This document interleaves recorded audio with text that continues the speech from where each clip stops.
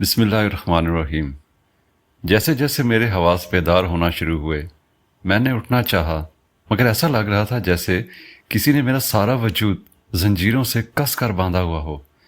میں اپنے جسم کا ایک بھی حصہ ہلا نہیں پا رہی تھی، میرا پورا وجود سن تھا۔ میں نے بار بار کوششیں کی مگر میری ساری کوششیں ناکام ہو گئی تھیں۔ میں اپنے جسم کے کسی بھی حصے کو حرکت دینے میں ناکام رہی تھی۔ نہ میرے پاؤں ہل رہے تھے، نہ ہی میری ٹانگیں حرکت کر رہی تھی۔ یہی حال ہاتھوں اور بازوؤں کا بھی تھا۔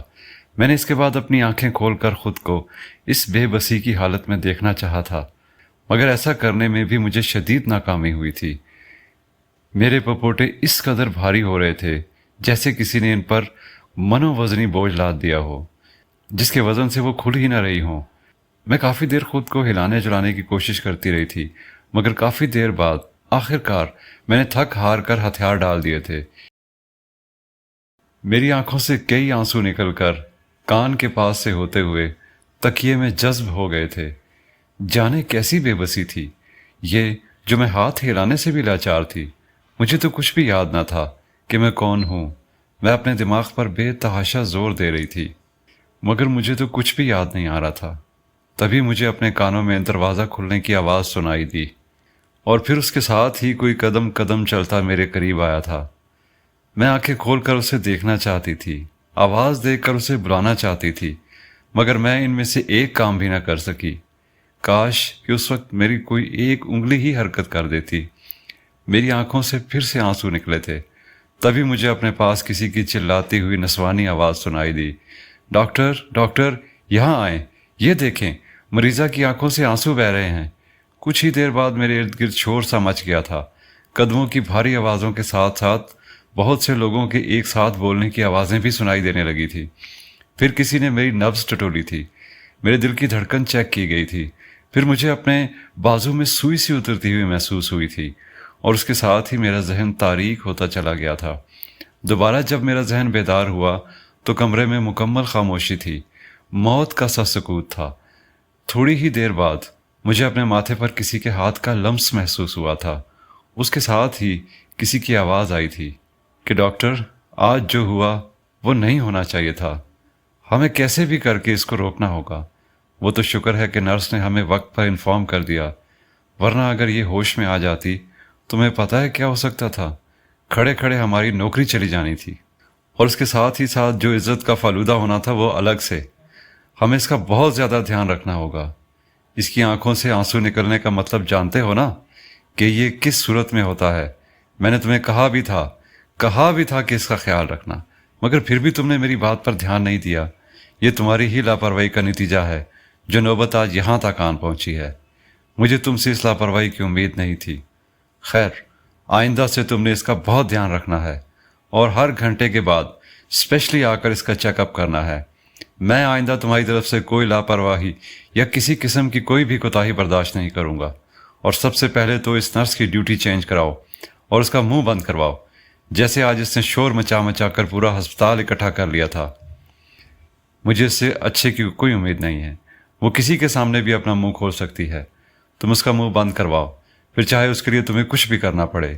اگر اس کی جان لینی ہے تو بھلے ہی وہ بھی کر گزرو۔ اگر پیسے پہ مان جاتی ہے تو اس کو اتنا پیسہ دے دو کہ وہ زندگی میں کبھی بھول کر بھی آج دن میں اس کمرے میں جو ہوا وہ کسی کو نہ بتا سکے۔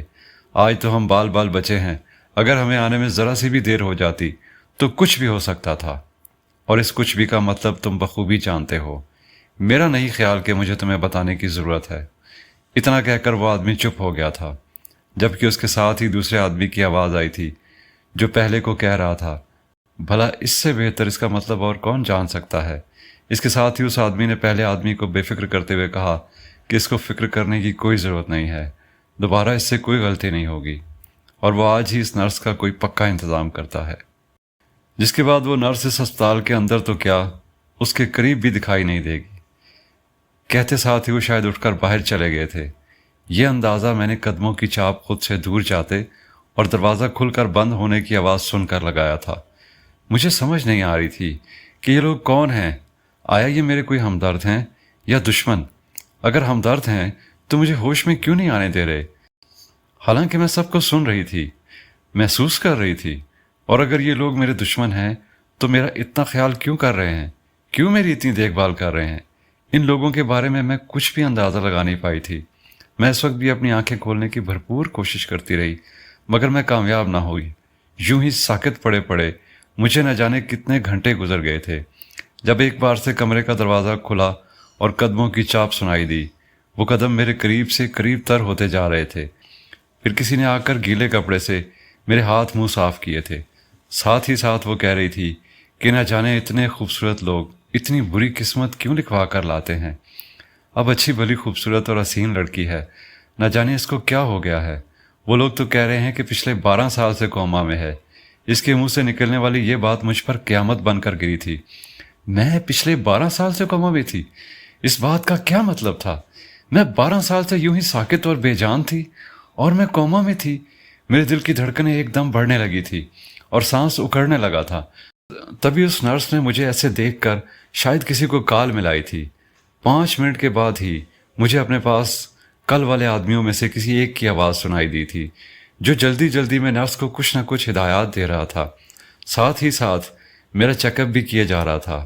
اس نے کل ہی کی طرح مجھے کوئی انجیکشن لگایا اور میں بے ہوشی کی وادیوں میں اترتی چلی گئی تھی۔ دوبارہ مجھے ہوش آیا تو پھر بھی میں اپنی آنکھیں نہیں کھول پائی تھی، حالانکہ میں دیکھنا چاہتی تھی کہ کون لوگ ہیں جو مجھے ٹھیک ہونے کے باوجود ٹھیک نہیں ہونے دے رہے۔ کیوں مجھے بار بار بے ہوشی کے انجیکشن لگائے جا رہے ہیں؟ اور میں یہاں اسپتال میں کیوں تھی؟ میرے ساتھ ایسا کیا ہوا تھا جو میں کوما میں چلی گئی تھی؟ کوشش کے باوجود بھی مجھے کچھ یاد نہیں آ رہا تھا۔ کل والی 2 آوازیں ابھی بھی سنائی دے رہی تھی۔ وہ دونوں میری سدھرتی حالت دیکھ کر اب بھی پریشان ہو رہے تھے۔ جانے انہوں نے ایسا کیا کیا تھا جو وہ اتنے خوفزدہ تھے کہ میرے ریکور کرنے کے باوجود مجھے ریکور کرنے نہیں دے رہے تھے۔ ایسی کون سی بات تھی جو وہ اپنے پیشے کا لحاظ بھی نہیں رکھ پا رہے تھے؟ کیونکہ ڈاکٹر کا پہلا فرض مریض کی جان بچانا ہوتا ہے، مگر یہ تو کچھ اور ہی کر رہے تھے۔ وہ دونوں کافی دیر تک باتیں کرتے رہے تھے، اس بات سے انجان کہ میں ان کی ایک ایک بات سن رہی تھی۔ اب مجھے ہر وقت بس انتظار ہوتا کہ کب وہ آئیں گے، کب کچھ بات کریں گے اور میں ان کی باتیں سن کر اپنے بارے میں کچھ پتہ لگا سکوں گی، کیونکہ اب بس یہی ایک طریقہ تھا جس سے میں اپنی پہچان کر سکتی تھی۔ ان 2 آدمیوں کی باتیں سن کر یہی کچھ لگتا تھا کہ وہ میرے بارے میں سب کچھ بہت اچھی طرح سے جانتے ہیں۔ اب بس مجھے جلد از جلد اپنی پہچان معلوم کرنی تھی۔ میں نے سوچ لیا تھا کہ آج کے بعد میں کسی کے سامنے کسی قسم کا کوئی رد عمل ظاہر نہیں کروں گی، کیونکہ اس کا کوئی فائدہ نہیں تھا، الٹا نقصان ہی ہونا تھا۔ کیونکہ ان لوگوں کو ذرا سا بھی میری ریکوری کے بارے میں علم ہوتا تو یہ مجھے کوئی نہ کوئی انجیکشن لگا کر بے ہوش کر دیتے تھے، جبکہ میں زیادہ سے زیادہ ہوش میں رہنا چاہتی تھی۔ ان 2 آدمیوں اور اس نرس کے علاوہ کوئی بھی میرے کمرے میں نہ آتا تھا۔ مجھے اب ان آدمیوں سے خوف نہیں محسوس ہوتا، کیونکہ میں جان گئی تھی کہ مجھے جان سے نہیں ماریں گے۔ اگر جان سے ہی مارنا ہوتا تو یوں 12 سال تک کومے میں نہ رکھتے۔ جان لینے کے لیے تو زہر کا ایک انجیکشن ہی کافی ہوتا ہے۔ اب تک میرا قصہ تمام ہو چکا ہوتا۔ ضرور ان لوگوں کی کوئی مجھ سے غرض جڑی ہوئی تھی۔ اب یہی سب مجھے پتہ کرنا تھا۔ وقت گزرتا جا رہا تھا۔ ایک دن یوں ہی میں اپنے آپ کو موو کرنے کی کوشش کر رہی تھی جب کوئی انتہائی اونچی اونچی آواز میں بولتا کمرے میں داخل ہوا۔ آنے والا انتہائی غصے میں تھا، جبکہ پہلی آوازوں والے دونوں آدمی اس کو مسلسل جانے کیا کیا کہے جا رہے تھے۔ وہ غصیلی آواز والا آدمی ان دونوں آدمیوں پر برس رہا تھا اور کہہ رہا تھا کہ یہ کیا سن رہا ہوں میں کہ یہ ریکور ہو رہی ہے؟ بتاؤ کیوں ہو رہا ہے ایسا؟ میری بتائی گئی ادویات جو اس کو استعمال کروائی جا رہی ہیں، ان سے یہ ریکور کیسے ہو سکتی ہے؟ کیا کر رہے ہو تم لوگ؟ تم جانتے ہو نا کہ اگر یہ ہوش میں آ گئی تو کیا ہوگا؟ اور پچھلے دنوں میں نے سنا کہ اس کی آنکھوں سے آنسو بہے تھے۔ میں نے تم لوگوں کو کہا ہوا ہے کہ مجھے اس کی ایک ایک پل کی خبر چاہیے، پھر اتنی اہم خبر سے مجھے کیوں بے خبر رکھا گیا؟ اس شخص کا غصہ کسی طور کم نہیں ہو رہا تھا، جبکہ پہلے 2 آدمیوں میں سے ایک آدمی نے اس سے کہا کہ جیسا وہ سمجھ رہا تھا ویسا کچھ بھی نہیں ہے، اس کی آنکھوں سے کوئی آنسو نہیں نکلے، وہ تو اس کی ڈرپ لیک ہو گئی تھی، اس کے قطرے اس کی آنکھوں پر پڑے تو وہ نرس ان کو آنسو سمجھ بیٹھی تھی۔ اگر ایسی کوئی بات ہوتی تو وہ سب سے پہلے اس کو ہی بتاتے اور یہ بھی کہا کہ میری ریکوری والی بات بالکل غلط ہے، مجھ میں کوئی بہتری نہیں آئی، میں بالکل پہلے کی جیسی ہوں، ایک زندہ لاش کی طرح، بس صرف سانسیں ہی چل رہی ہیں، وہ بھی صرف इस आदमी की मरहून मिन्नत। मुझे इस शख्स पर बड़ी हैरत हुई थी। इसने मेरे बारे में जो कुछ भी बताया था वो सब का सब झूठ था। तभी मुझे अपने गले पर किसी के हाथ का दबाव महसूस हुआ। उसके साथ ही एक नफरत भरी फिंकार सुनाई दी जिसने एक पल में मुझे मेरी पहचान करा दी थी। मुझे अपने माजी का एक एक लम्हा याद आ गया था और 1 मिनट से पहले ही अपने ऊपर झुके हुए उस मकरूह सिफ्त आदमी को अपनी पूरी ताकत लगाकर खुद से दूर किया था। मुझे होश में आता देखकर कमरे में मौजूद तीनों नफूस हैरान रह गए थे। इन तीनों को मैं अच्छी तरह जानती भी थी और पहचानती भी थी। मेरे जिस्म ने काम करना शुरू कर दिया था। मैं फ़ौरन से उठकर बैठी थी। अगरचे ऐसा करने से मुझे अपने पूरे जिस्म में एक दर्द भरी लहर उठती हुई महसूस हुई थी, मगर फिल वक्त मुझे हिम्मत करनी थी। मुझे होश में देखकर वो दोनों आदमी इस शख्स की तरफ बढ़े थे जिसे मैंने धक्का देकर खुद से दूर किया था। अब वो फटी फटी आंखों से मुझे देख रहा था। जैसे ही उसकी नज़र इन दोनों आदमियों पर पड़ी जो खतरनाक तेवर लिए उसकी जानिब बढ़ रहे थे, वो एकदम से भागता हुआ कमरे से निकल गया। एक आदमी फ़ौरन से उसके पीछे लपका था, जबकि दूसरे को मैंने 1 मिनट से भी पहले पुलिस को बुलवाने का कहा था, क्योंकि जो कुछ हो चुका था बहुत था। अब मैं मज़ीद इस शख्स को छूट नहीं दे सकती थी। एक बार पहले भी इस पर भरोसा करके मैंने बहुत बड़ी गलती कर दी थी, जिसका नतीजा मेरी ये हालत थी। कुछ ही देर में पूरे अस्पताल में भगदड़ मच गई थी, क्योंकि मेरा नाम समिया मुमताज़ है। मेरी उम्र 39 साल है। मेरी पैदाइश अच्छे और पढ़े लिखे काफ़ी अमीर घर में हुई थी। मेरे बाबा करोड़पति आदमी थे। शहर में उनका अपना प्राइवेट हॉस्पिटल था जिसमें लोगों का तमाम इलाज बिल्कुल मुफ्त किया जाता था। मेरे बाबा बहुत अच्छे और बहुत नेक दिल के मालिक थे। वो बिना किसी मतलब और बिना किसी गर्ज के लोगों की मदद करते थे। इतने अमीर होने के बावजूद कभी भी उनमें गुरूर और तकब्बुर नहीं देखा था। वो बेहद साफ और नर्म दिल के मालिक थे। यही वजह थी कि पूरे शहर में मेरे बाबा और उनका हॉस्पिटल मशहूर था। जो एक बार बाबा से मिल लेता वो हमेशा बाबा को याद रखता था। 25 साल की उम्र में उन्होंने मेरी माँ से शादी की। मेरी माँ एक छोटे घर की लड़की थी। माँ के वालिद हयात नहीं थे, जबकि वालदा कैंसर की लास्ट स्टेज पर थी। माँ अपनी वालदा के साथ बाबा के हॉस्पिटल में आती रहती थी। बाबा उनके बैकग्राउंड और हालात से अच्छी तरह वाकिफ़ थे कि किस तरह अब्बा की मौत के बाद दादी ने माँ और उनकी वालदा को धक्के देकर घर से निकाल दिया था। वो तो पड़ोस की एक खातून ने उन पर तरस खाकर उनकी बीमारी का एहसास करके उनको अपने घर में पनाह दे दी थी, मगर इस औरत का बेटा माँ को बहुत तंग करता था। बाबा इलाज के साथ साथ उनकी माली मदद भी कर देते थे। कई मरतबा अब्बा ने उनको कहा भी कि किराए का घर ले लें, किराया अब्बा देते रहेंगे, मगर नानी नहीं मानी थी। वो इस घर को महफूज समझ रही थी कि अगर उनको कुछ हो गया तो माँ इस घर में महफूज रहेंगी, मगर वो ये ना जानती थी कि वो जिस घर को महफूज समझ रही हैं उसमें हर रोज़ कैसे माँ को हरासा किया जाता था। खैर, एक दिन यूं ही जब माँ नानी को लिए हॉस्पिटल पहुंची तो नानी का बस आखिरी वक्त ही था। बाबा उनके पास गए तो नानी ने उनके आगे हाथ जोड़ दिए कि वो माँ से शादी कर लें, क्योंकि वो जानती थी कि उनका आखिरी वक्त आन पहुंचा है और इस घर में रहने वालों की सच्चाई भी जान चुकी थी। बाबा तो सबको खुशियाँ देने की कोशिश करते थे। नानी की बात भी मान ली, क्योंकि नानी को वो अपनी माँ का दर्जा देते थे। उनको नानी से अपनी माँ जैसा ही लगाव था। यूं उनकी खुशी की खातिर बाबा ने इस वक्त माँ को अपने निकाह में ले लिया था, जिसके बाद नानी ने इन दोनों के सर पर हाथ रखकर सुकून से अपनी आंखें हमेशा हमेशा के लिए मूंद ली थी। बाबा ने नानी से किया हुआ वादा निभाया और माँ को अपने घर ले आए और पूरे इज्जत और वक़ार के साथ माँ को अपने सर्कल और ख़ानदान में इंट्रोड्यूस कराया था। माँ को कभी इस बात का एहसास ना होने दिया कि वो छोटे घर की हैं या उनका बैकग्राउंड क्या था। यूं खुशियों भरी ज़िंदगी गुजारने लगे। 4 साल बाद मेरी आमद ने उनकी खुशियों को दोबाला कर दिया था। मेरा नाम मेरे बाबा ने रखा था। वो चाहते थे कि मैं भी उन्हीं की तरह एक कामयाब और रहमदिल डॉक्टर बनूं और उनके बाद उनके हॉस्पिटल का नाम यूं ही उन्हीं की तरह रोशन करूं। वो मुझे हॉस्पिटल से ही डॉक्टर समिया इम्तियाज़ कहते थे।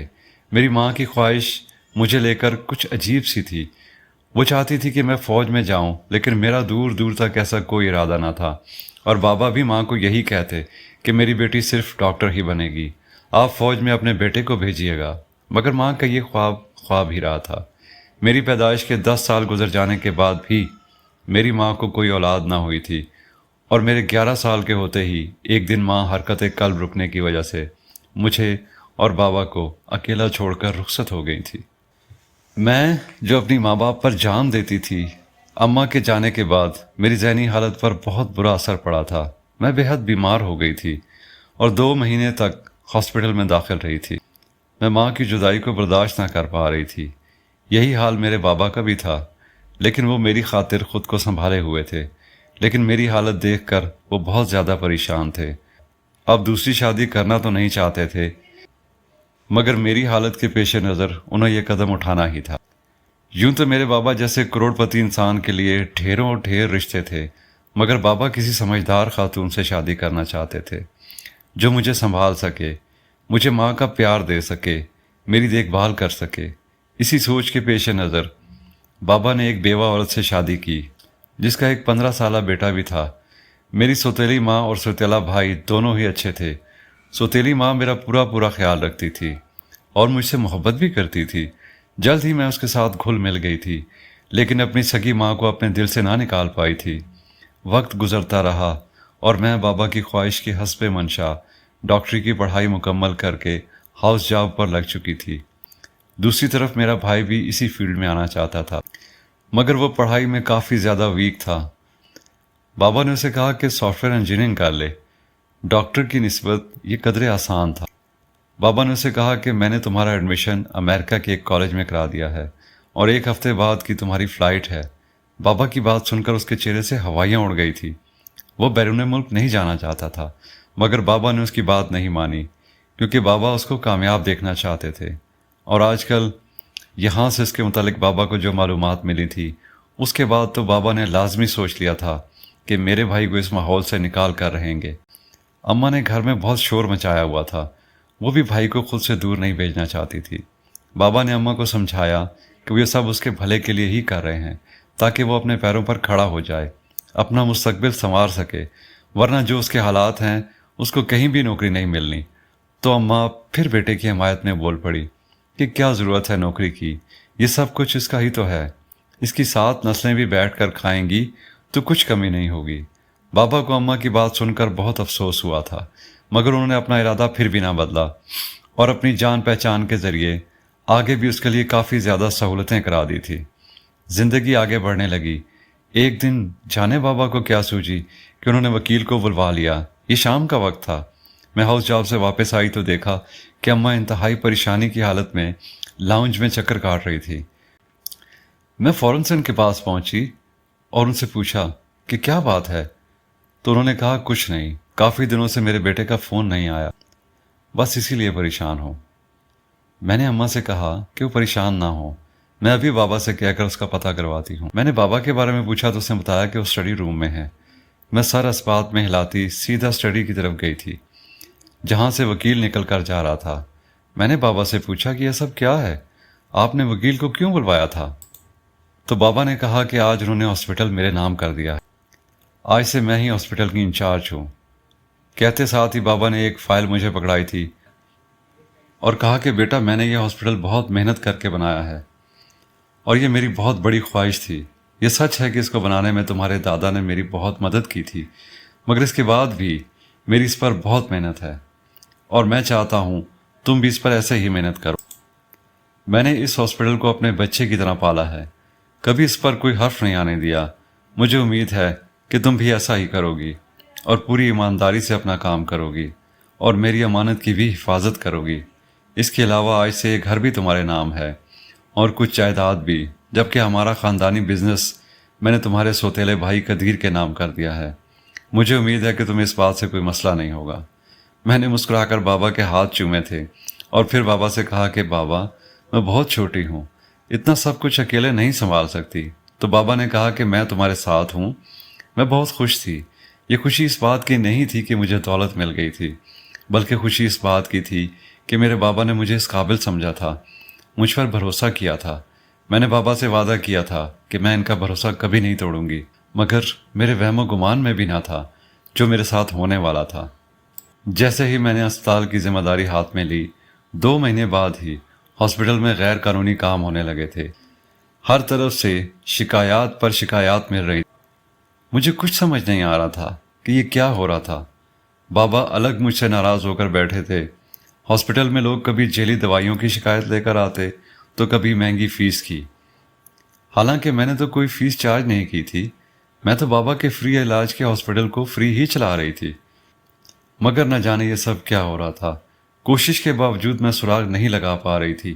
اسی دوران بابا کو شدید قسم کا ہارٹ اٹیک ہوا تھا اور وہ ناراضگی میں ہی مجھ سے دور چلے گئے تھے، جہاں سے میں ان کو منا کر واپس بھی نہ لا سکتی تھی۔ بابا کی موت کے بعد میں بہت اکیلی ہو گئی تھی۔ تبھی میری سوتیلی ماں نے مجھے سنبھالا۔ اس نے میرے سوتیلے بھائی کو بھی امریکہ سے واپس بلا لیا تھا۔ میرے بھائی نے میری حالت کے پیش نظر مجھے کہا کہ میں فی الوقت ہاسپٹل نہ جاؤں، کیونکہ وہاں کے حالات ٹھیک نہیں تھے۔ اگر میں اس حالت میں ہاسپٹل گئی تو میں مزید بیمار ہو جاؤں گی۔ اس کی بات تو ٹھیک تھی، مگر میں یوں گھر پر بھی تو نہیں بیٹھ سکتی تھی۔ تب میرے بھائی نے مجھے کہا کہ میں کچھ دن تک گھر میں رہوں، تب تک وہ میری جگہ ہاسپٹل دیکھ لے گا۔ میں نے اس کی مکاری کو اس کی ہمدردی سمجھا اور اس کی بات مان لی۔ مجھے نہیں پتا تھا کہ یہ ہاسپٹل جا کر کیا کیا کرتا پھر رہا ہے۔ میری طبیعت تھوڑی سنبھلی تو میں نے پھر سے ہاسپٹل جانے کا فیصلہ کیا، مگر میری ماں اور بھائی نے مجھے روک لیا۔ میں پھر سے ان کی فکر سمجھ کر رک گئی تھی، مگر میں نہیں جانتی تھی کہ وہ اس فکر کی آڑ میں میرے ساتھ کون سا کھیل کھیل رہے تھے۔ اس کے بعد میں نے جتنی مرتبہ بھی ہاسپٹل جانے کی کوشش کی، وہ دونوں مجھے روک دیتے۔ اب مجھے کچھ نہ کچھ گڑبڑ لگ رہی تھی۔ ساتھ ہی میرے ہاسپٹل سے آنے والی کال نے میرے شک کو مزید پکا کر دیا تھا۔ سو ایک دن میں نے سونے کا بہانہ کیا اور گھر سے بنا بتائے ہاسپٹل جانے کے لیے نکل پڑی۔ مگر جیسے ہی میں ہاسپٹل پہنچی، اس کی عمارت کے سامنے رک کر اس کی عمارت کو دیکھتے ساتھ ہی مجھے حیرت کا شدید جھٹکا لگا تھا۔ میرے پیروں تلے سے زمین نکل گئی تھی۔ وہ ہاسپٹل جس پر میرے باپا کا نام جگمگاتا تھا، اب اس کی جگہ میرے سوتیلے بھائی کا نام لکھا ہوا تھا۔ میرے ابا کی تصویر ہٹا کر وہاں میرے بھائی کی تصویر لگا دی گئی تھی۔ اسی طرح ہاسپٹل کے اندر کا بھی پورے کا پورا نظام ہی بدلا ہوا۔ مہنگی دوائیاں، مہنگے ٹیسٹ اور دوسرے علاج کی فیسیں تو آسمانوں سے باتیں کر رہی تھی۔ صرف چیکنگ فیس ہزاروں سے شروع ہو رہی تھی۔ میرا دماغ یہ سب دیکھ کر چکرانے لگا تھا۔ میں نے جلدی سے ریسیپشن سے اپنے بھائی کا پتہ پوچھا اور اس کے کمرے کی طرف گئی۔ میرا ارادہ اس سے دو ٹوک بات کرنے کا تھا۔ ابھی میں اس کے دروازے پر ہی پہنچی تھی کہ جب اندر سے آنے والی آوازوں نے میرے قدم جکڑ لیے۔ میرا وجود ایک دم زلزلوں کی زد میں آ گیا تھا۔ میں نے فوراً سے اپنا واٹس ایپ کھول کر جلدی سے ایک وائس نوٹ وکیل کے نام پر بھیجا تھا اور اس کے بعد دروازہ کھول کر اندر داخل ہو گئی۔ مجھے دیکھ کر میرے سوتیلے بھائی کے چہرے کے رنگ اڑ چکے تھے، کیونکہ وہ رنگے ہاتھوں پکڑے جا چکے تھے۔ اس سے پہلے کہ میں کچھ بولتی، میرے بھائی نے فوراً سے پیپر ویٹ اٹھا کر شدت سے میرے سر پر مارا تھا کہ اس سے مجھے اپنا دماغ چٹکتا ہوا محسوس ہوا تھا۔ پل کے اندر اندر میری آنکھوں کے سامنے اندھیرا چھایا اور میں بے ہوش ہو گئی تھی۔ اس کے بعد مجھے آج 12 سالوں بعد ہوش آیا تھا۔ یہ سب کچھ میری سوتیلی ماں اور بھائی نے صرف دولت کی خاطر کیا تھا۔ حالانکہ بابا نے اس کے نام سارا بزنس کیا تھا، مگر اسے یہ ہاسپٹل چاہیے تھا، کیونکہ اس کی نظر میں پرائیویٹ ہاسپٹل سے زیادہ منافع بخش بزنس اور کوئی ہو ہی نہیں سکتا تھا۔ مگر اس میں مہنگی ادویات، مہنگی فیسیں اور مہنگے ٹیسٹ اور باقی علاج بھی مکمل طور پر پرائیویٹ کیا جائے۔ یہی وجہ تھی کہ جب اسے پتہ چلا کہ بابا نے ہاسپٹل میرے نام کر دیا ہے تو اس کو اپنا خواب چکنا چور ہوتا ہوا محسوس ہوا۔ اس نے تو یہی سوچا تھا کہ بابا کے بعد سب کچھ اسی کا ہے اور وہ یہ سب اپنی مرضی سے ہی چلائے گا۔ لیکن یہ خبر سنتے ہی وہ اگلے روز ہی امریکہ سے واپس آ گیا تھا اور اس نے چھپ کر ہاسپٹل میں غیر قانونی کام کرنا شروع کر دیا۔ اس کا مقصد مجھے بابا کی نظروں میں نہ سمجھ نہ اہل ثابت کرنا تھا، تاکہ بابا ہاسپٹل مجھ سے لے کر اس کے نام لگا دیں۔ اس میں کافی حد تک وہ کامیاب بھی ہو گیا تھا، مگر عین وقت پر بابا کو اس کی اصلیت پتہ چل گئی تھی تو اس نے بابا کا قتل کر دیا۔ اس دن ہاسپٹل میں مجھے بھی مار دیتا، لیکن جب اسے میری وصیت کے بارے میں پتہ چلا تو مجبوراً اسے مجھے زندہ رکھنا پڑا، کیونکہ اس دن اس کے کمرے کے باہر کھڑے ہو کر میں نے سن لیا تھا کہ بابا نے بزنس اور جائیداد کا جو حصہ اس کے نام کیا تھا، اس کی سچائی جاننے کے بعد سے وصیت تبدیل کر کے وہ بھی میرے نام کر دیا تھا۔ اور پھر میں نے بھی اسی وقت کھڑے کھڑے وکیل کو میسج کیا تھا کہ میری وصیت لکھ دے کہ اگر میں مر جاتی ہوں تو میری تمام جائیداد سمیت ہاسپٹل بھی حکومت کے پاس چلا جائے گا۔ میرے اسی میسج کی وجہ سے میرے سوتیلے بھائی کو مجھے زندہ لاش بنا کر رکھنا پڑا اور میری بیماری کا نام دے کر خوب اپنی خواہشات پوری کرتا رہا تھا۔ مجھے ہوش میں آتا دیکھا تو وہ ڈر کر بھاگنے لگا تھا، مگر پولیس نے بر وقت ہاسپٹل پہنچ کر हॉस्पिटल को सील कर दिया और थोड़ी सी तलाश के बाद ही उसको गिरफ्तार कर लिया। उस वक्त हॉस्पिटल में जेली दवाइयों की भारी तादाद मौजूद थी। हॉस्पिटल पूरे 1 महीने तक सील रहा था। उसके बाद मैंने सारा हॉस्पिटल रिन्यू करवाया था और इसको फिर से बाबा के हॉस्पिटल जैसा बना दिया था, जैसा वो चाहते थे, बिल्कुल वैसा ही। इस वाक़ये के अब 4 साल गुजर चुके हैं। मेरा भाई अब तक जेल में है, जबकि सौतेली माँ खुद ही घर से न जाने कहाँ चली गई थी। मेरे हॉस्पिटल में रोज़ाना सैकड़ों अफराद का मुफ्त इलाज किया जाता है और उन्हें तमाम तिब्बी सहूलियात मुफ्त फराहम की जाती हैं। दोस्तों, ये थी हमारी आज की कहानी। उम्मीद है आपको कहानी पसंद आई होगी। कहानी पसंद आई है तो इसे दोस्तों के साथ शेयर कीजिए, लाइक कीजिए, और हाँ, अगर अभी तक आपने हमारा चैनल सब्सक्राइब नहीं किया तो प्लीज़ हमारा चैनल सब्सक्राइब कर लीजिए ताकि आपको हमारे आने वाली सब वीडियोस मिल सकें। बहुत शुक्रिया। अल्लाह हाफिज़।